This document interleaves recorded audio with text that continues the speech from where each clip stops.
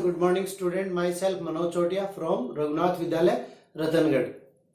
हम अब एक नया टॉपिक स्टार्ट करेंगे जिसका नाम है एम्ब्रियोलॉजी या भ्रूणिकी। ठीक है, ये अपनी एक अलग से इकाई है भ्रूणिकी। तो भ्रूणिकी का अर्थ होता है भ्रूण का अध्ययन। और भ्रूण का निर्माण किस प्रकार से होता है? तो भ्रूण का निर्माण जो है वो जननांगों के द्वारा होता है। जब दो प्रकार के अपने पास क्या है, जननिक तंत्र है। ठीक है, या अपन यूं कहें कि दो प्रकार के युग्मक बनते हैं और फिर युग्मक के निषेचन के द्वारा नए जीव का निर्माण होता है। तो नए जीव का निर्माण दो प्रकार का जनन होता है, अलैंगिक जनन और लैंगिक जनन। तो मनुष्य के अंतर्गत क्या होता है, लैंगिक जनन पाया जाता है। और लैंगिक जनन के अंतर्गत आपको बताया हुआ है दो मुख्य घटनाएं होती है। कौन कौन सी? एक युग्मक निर्माण और दूसरा युग्मक संलयन। तो युग्मक निर्माण की जो क्रिया है वो जननांगों में होती है। इसलिए भ्रूणिकी का अध्ययन करने से पहले अपन एक नया टॉपिक, नया पाठ है मानव का जनन तंत्र, 28वां अध्याय अपना, उसको अपन आज स्टार्ट करते हैं। तो सबसे पहले मानव का जनन तंत्र, जनन किसे कहते हैं? सबसे पहले अपने को ये पता होना चाहिए कि जनन किसे कहते हैं। जीवों में संतान उत्पन्न करने की प्रक्रिया को क्या कहते हैं? जनन कहते हैं। अब अगर अपन मनुष्य की बात करें तो मनुष्य में लैंगिक जनन पाया जाता है। दो प्रकार का जनन आपको बताया, अलैंगिक जनन और लैंगिक जनन।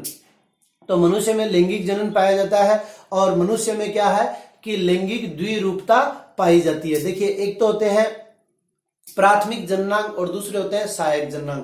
प्राथमिक जननांग उन जननांगों को कहते हैं जिनके द्वारा युग्मक का निर्माण होता है। क्योंकि अपने को भ्रूणिकी पढ़नी है तो भ्रूणिकी में युग्मक जनन वगैरह पढ़ेंगे, तो उससे पहले अपन ये जनन तंत्र प्रारंभ कर रहे हैं। तो मनुष्य के अंतर्गत, नर के अंतर्गत क्या होता है? मुख्य जननांग, या ये जो डायग्राम मैंने बनाया हुआ है ये किसका है? नर जननांग का है। तो एक साल सीधा सीधा प्रश्न पूछा गया है कि नर जननांग की संरचना दीजिए। तो ये अपन ने नर जननांग की संरचना बनाई है। फिर मादा जननांग की संरचना दीजिए, तो मादा जननांग की।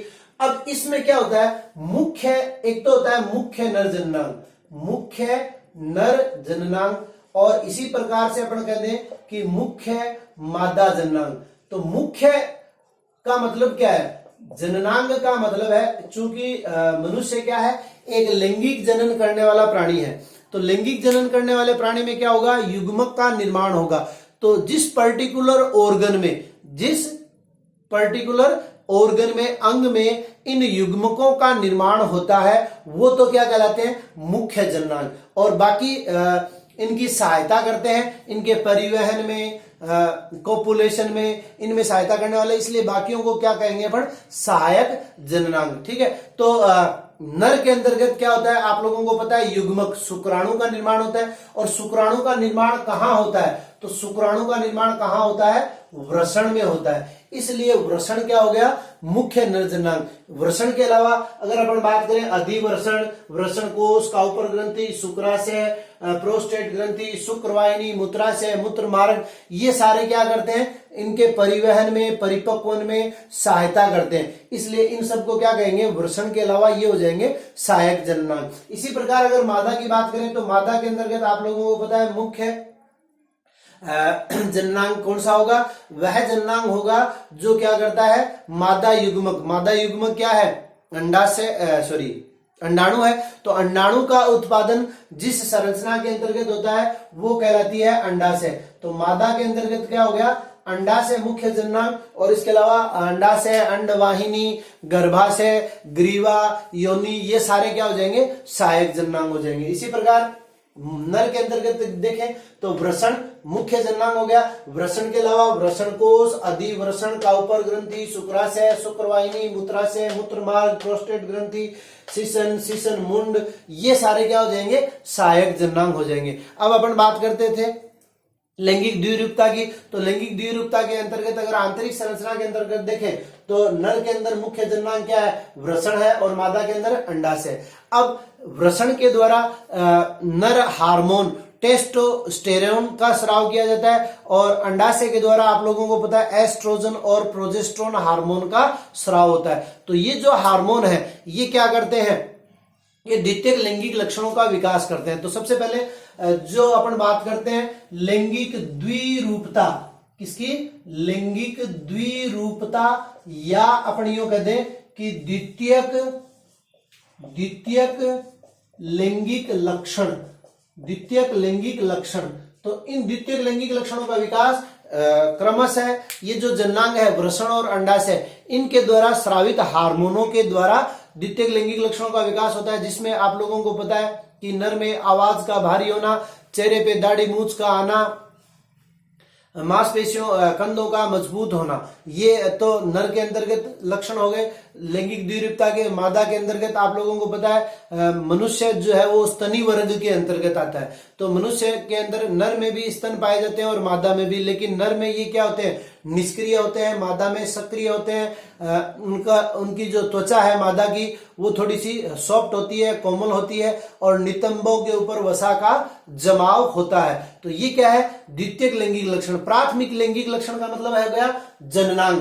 प्राथमिक लैंगिक लक्षण का अर्थ क्या है? जननांग, यानी कोई भी शिशु जब जन्म लेता है तो उसके जननांगों के आधार पर हम ये पहचान कर सकते हैं कि वो नर है या मादा है। और उसके पश्चात किशोरावस्था तक अगर देखें तो अगर दोनों का एक जैसा रहन सहन और पहनावा हो तो हमें पता, बाहर से देखने पर हमें पता नहीं लगता कि कौन नर है और कौन मादा है। लेकिन किशोरावस्था के पश्चात जैसे ही लैंगिक अंग जो है वो परिपक्व होते हैं तो वो विभिन्न प्रकार के हार्मोनों का स्राव करते हैं, और हार्मोनों के स्राव के कारण जो लक्षण उत्पन्न होते हैं उन लक्षणों को देखकर आसानी से नर और मादा में विभेद किया जा सकता है। उनको हम क्या कहते हैं? द्वितीयक लैंगिक लक्षण।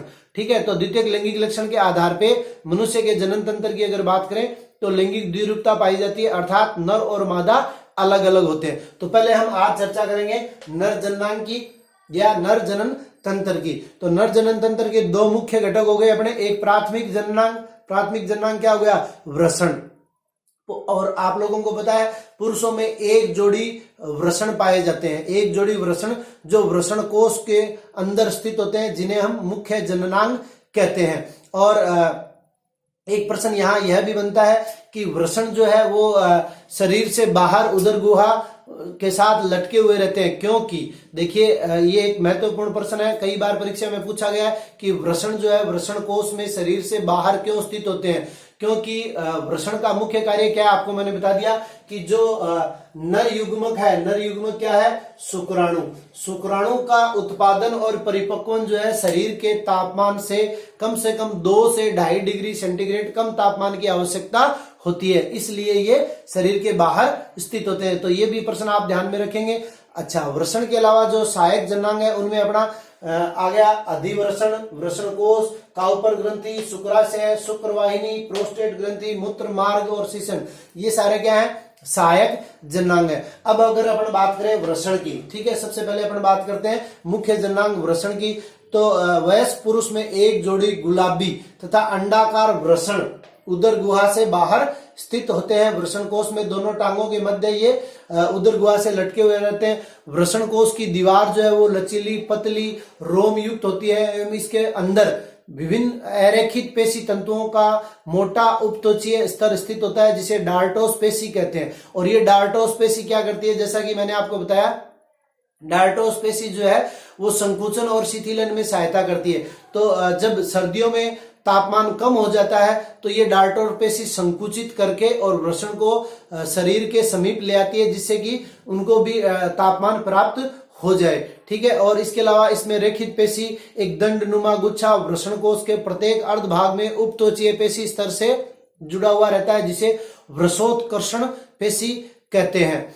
प्रत्येक वृषण कोश की गुहा एक संकरी वंक्षण नाल के द्वारा जुड़ी हुई रहती है। अब अगर वृषण की पर्टिकुलर संरचना अगर अपन देखना चाहें तो वृषण की संरचना इस प्रकार की होती है। ठीक है, ये वृषण है, ये अपना अधिवृषण है। ठीक है, प्रत्येक वृषण लगभग 4 सेंटीमीटर मोटा, 2.5 सेंटीमीटर लंबा तथा लगभग 10 से 15 ग्राम भार वाली संरचना होती है। वृषण पर 2 आवरण पाए जाते हैं, जिसे वृषण खोल कहते हैं। इस वृषण खोल में बाहरी महीन आवरण जो है वो योनिक कंचुक या ट्यूनिका वेजाइनेलिस, इसको क्या कहते हैं अपन? Tunica vaginalis. और ये जो अंदर वाला आवरण है इसको कहते हैं ट्यूनिका एल्बुजिनिया। और इन दोनों को मिलाकर क्या कह देंगे, वृषण खोल। ठीक है, तो वृषण खोल जो है वो दो भागों में विभाजित होता है, ट्यूनिका एल्बुजिनिया और ट्यूनिका वेजाइनलिस। अब अगर अपन बात करें ट्यूनिका एल्बुजिनिया की, श्वेत तंतुमय संयोजी उत्तक का बना होता है और यह स्थान स्थान के ऊपर वृषण के अंदर धंसकर, ये देखिए ये अंदर धंसकर इस प्रकार से वृषण में लगभग, आपको याद रखना है नंबर 250 से 300, ये क्या करता है, कक्षकों का निर्माण करता है। 250 से 300 कक्षकों का यह निर्माण करता है, या सेप्टा या पट का निर्माण करता है। ठीक है, और इसी पट के अंदर पतली महीन कुंडलित शुक्र जनन नलिकाएं होती है, जो कि क्या करती है, शुक्राणुओं का निर्माण करती है। और इस शुक्र जनन नलिका के अंतर्गत रुधिर कोशिकाएं, तंत्रिका तंतु, अन्य संयोजी उत्तक, अंतराली कोशिकाएं आदि भी पाई जाती है।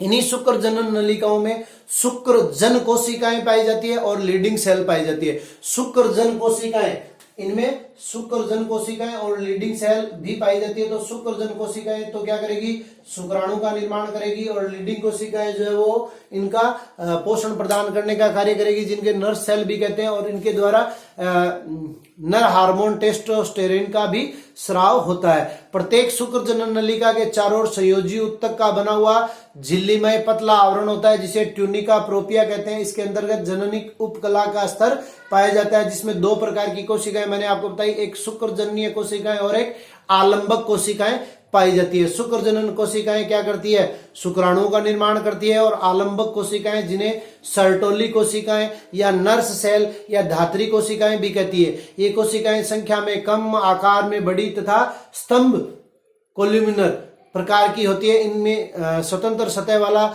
इनका भाग कटा फटा होता है। इस प्रकार शुक्राणु पूर्व कोशिकाएं सर्टोली कोशिकाएं से सटकर रहती है। सर्टोली कोशिकाएं विकासशील जनन कोशिकाओं को सुरक्षा, आलंबन, पोषण प्रदान करने के साथ साथ शुक्राणु कोशिका के आवश्यक कोशिका द्रव्य का विघटन भी करती है, और इनके द्वारा शुक्राणु निर्माण को प्रेरित करने वाले हार्मोन FSH का पूरा नाम पूछा जा सकता है, फोलिकल स्टिमुलेटिंग हार्मोन, और इनहिबिन नामक हार्मोन का भी स्राव किया जाता है। शुक्राणु जनन नलिकाएं वृषण की सतह के पास प्रारंभ होकर कम कुंडलित होते हुए मध्यवर्ती क्षेत्र में पहुंचकर सीधी होकर छोटी छोटी नलिकाओं के घने जाल के रूप में खुलती है। किसमें, अधिवृषण में। और ये जो जालनुमा संरचना का निर्माण करती है, इसे वृषण जालक कहते हैं। इसके अंदर प्रत्येक वृषण जालक में 15 से 20 संवलित नलिकाएं पाई जाती है, जिन्हें शुक्रवाहिकाएं या अपवाहिकाएं कहते हैं। ये नलिकाएं वृषण या ऊपरी सतह पर पहुंचकर अधिवृषण में खुल जाती है। तो आज के लिए हम इतना ही पढ़ेंगे वृषण तक, और कल हम आगे जो सहायक जननांग है, अधिवृषण है, काउपर ग्रंथि है, शुक्राशय ग्रंथि है, प्रोस्टेट ग्रंथि है, मूत्र मार्ग है, इनके बारे में चर्चा करेंगे। आज के लिए इतना ही, धन्यवाद।